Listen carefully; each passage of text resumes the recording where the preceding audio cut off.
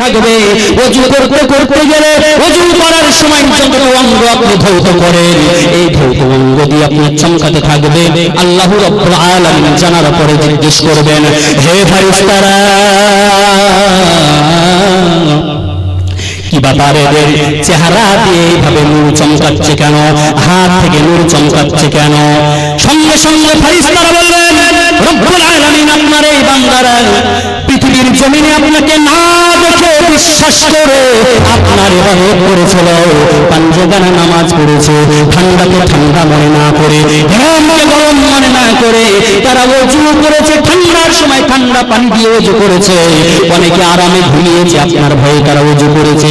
আর ততটা অঙ্গ ধৌত করেছে, ততটা অঙ্গ দিয়ে তাদের নূর চমকাইতেছে। আমার আল্লাহ ঘোষণা দিবে, হে ফেরেশতারা, যাও যাও, আমাকে যখন না দেখে যখন বিশ্বাস করেছে, আমাকে না দেখে যখন এত ভাবে কষ্টকে কষ্ট মনে না করে, ঠান্ডাকে ঠান্ডা মনে না করে, গরমকে গরম মনে না করে, এত সুন্দর ভাবে ওযু করে যখন আমার ইবাদত করেছে, তাদের চেহারাটাকে পূর্ণিমার চাঁদের মতো উজ্জ্বল করে তাদেরকে জান্নাতের মধ্যে প্রবেশ করিয়ে দাও। কিন্তু আজকে আমাদের মনটাও প্রফুল্ল হয়ে যাবে, কারণ নামাজ কোরআন ঘোষণা, আল্লাহ রাব্বুল আলামিন পবিত্র কোরআন মাজিদের মধ্যে লিপিবদ্ধ করেছেন, ইন্নাস সালাতা তানহা আনিল ফাহশাই ওয়াল মুনকার, নিশ্চয় নামাজ মানুষকে অশ্লীল এবং ঘৃণিত কাজ থেকে দূরে রাখে। নিশ্চয় নামাজ মানুষকে অশ্লীল এবং ঘৃণিত কাজ থেকে দূরে রাখে। আপনি নামাজ না পড়লে কেমন করে যাবে অপশন চালু করে রাখেন, আপনি কেমন করে শুধরালেন? আপনার ইন্দারার মধ্যে একটা ইঁদুর পড়ে গিয়েছে, আর ইঁদুরের এত দুর্গন্ধ চলছে যে ইন্দারার কাছে যেতে পারেন না। পানি তুলছেন, পানিতেও দুর্গন্ধ। এই পানিটাকে নিয়ে যদি আপনি ফিল্টার মেশিন যদি ওর মধ্যে বসিয়ে দেন, তারপরে দুর্গন্ধ যাবে না। কেন? আসল সমস্যা হচ্ছে ইঁদুরটা। তো নামাজ, আল্লাহ রাব্বুল আলামিন বলছেন, নিশ্চয় নামাজ মানুষকে অশ্লীল এবং ঘৃণিত কাজ থেকে দূরে রাখে। তাহলে আপনি তো নামাজই পড়লেন না, আপনি তো ঘৃণিত কাজ থেকে দূরে হতে পারলেন না, আপনি ভালো কাজ করে করবেন। আমার প্রশ্ন তো এই জায়গায়, যখন আপনি তওবা করে আল্লাহর ইবাদত করবেন, যখন তওবা করে আপনি যখন মনোযোগ সহকারে আল্লাহর ইবাদত করবেন এবং মনটা আপনার আজকামিয়া, বলতেছিলাম এটাই যে তাহলে আপনি যতক্ষণ পর্যন্ত পবিত্রই হলেন না, আপনি নোংরামির গন্ধের কি পেয়েছেন? আপনাকে পবিত্র হতে হবে, তারপরে আপনি নামাজ পড়ুন। এই নামাজ পড়বেন, আপনার মনোযোগটা থাকবে নামাজের দিকে। কোন একজন ব্যক্তিকে যদি বলা হয় যে তোমার নামে তোমার বাড়িটা পুরোপুরি বর্গা হয়ে গিয়েছে, তোমাকে এই মুহূর্তে বাড়ি থেকে বের করে দেওয়া হবে, শুধু তুমি বাড়িতে 2 রাকাত নামাজ পড়ার টাইম পাবা। আচ্ছা বলুন, ওই ব্যক্তিটা নামাজ পড়তে গেলে ধ্যানটা থাকবে কোন দিকে? ওর বাড়ি বর্গা হলে ওটাই ভাববে আর উসুরাটা পড়বে, ভুলও হতে পারে, কিছু হতে পারে।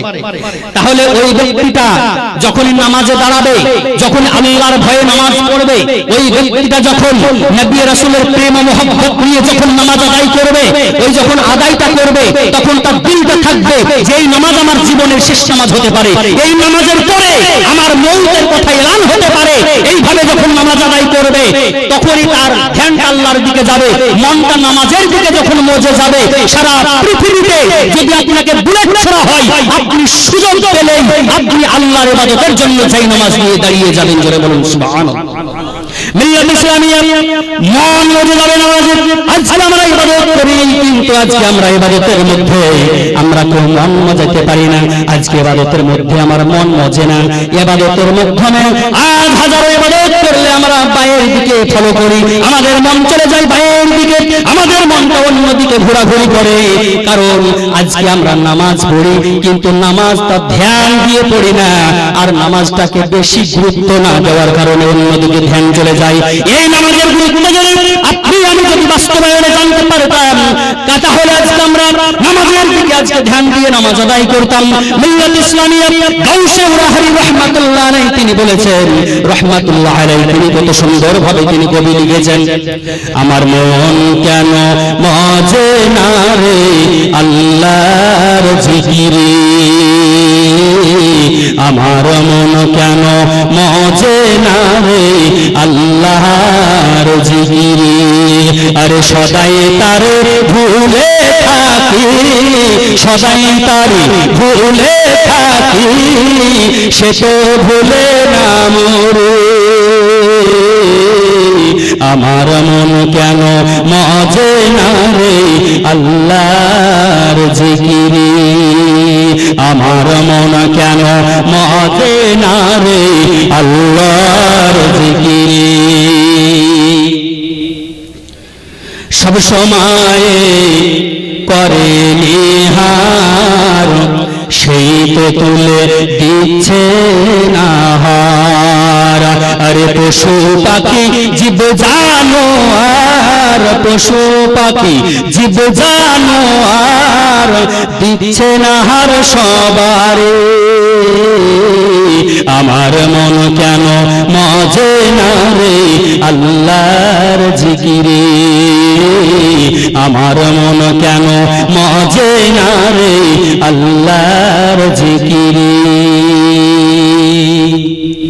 দেখো যার দয়াতে দিবাহারাতি আর চন্দ্র সূর্য দিচ্ছে জ্যোতি আরে বাতাস বহে পাতি পাতি বাতাস বহে পাতি পাতি মেঘে বৃষ্টি ঝরে সুবহানাল্লাহ মন কেন মজে না রে আল্লাহর জিকিরে আমার মন কেন মজে না রে আল্লাহর জিকিরে যাই হোক বক্তা উপস্থিত হয়ে গেছে বক্তাকে বসিয়ে রেখে টাইম বিলম্ব করা সম্ভব নয় আরো শের আছে কিন্তু লাস্টেকার শেরটা বলে আমি শেষ করে দেব শেষটার ছন্দটা বলবো একবার মহব্বতের সাথে বলুন তো সুবহানাল্লাহ আর একটু জোরে বলুন সুবহানাল্লাহ যখন স্বামী স্ত্রীর মধ্যে ঝগড়া হয় তখন তো 5 গ্রামের লোক শুনতে পায় এখন পাই না কেন এখন একটু জোরে জোরে বলুন লাস্ট ছন্দ একবার মহব্বতের সঙ্গে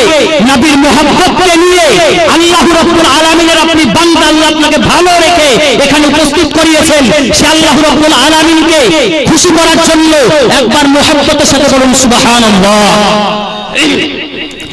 কে কবে জন্মাবে বলে আর আগে আহার পাঠিয়ে দিলেন কে কবে জন্মাবে বলে আগে আহার পাঠিয়ে দিলেন এহেন দয়াময় খোদাকে বলে এহেন দয়াময় খোদাকে বলে দিন কাটালি বিফলে